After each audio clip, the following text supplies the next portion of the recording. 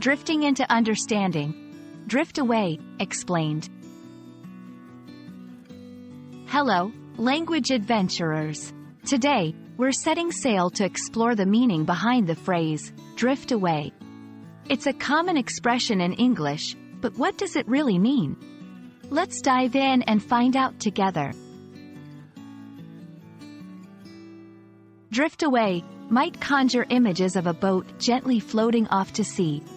In language, it captures a similar sense of gradual movement or change. When we say someone's thoughts drift away, we mean they're losing focus or concentration. It can also describe how people or things can gradually become more distant, whether emotionally or physically.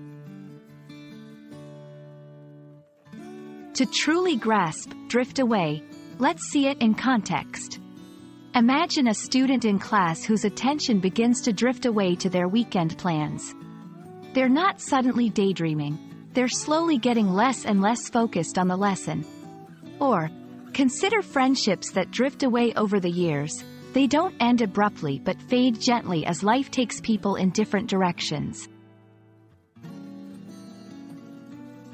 Now, how do we use this phrase correctly?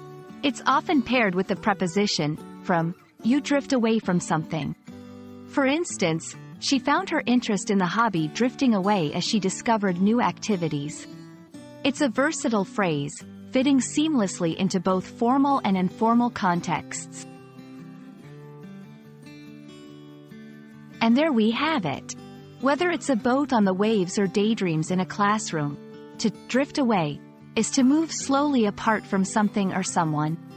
I hope this explanation helps you navigate the seas of English language with a bit more confidence.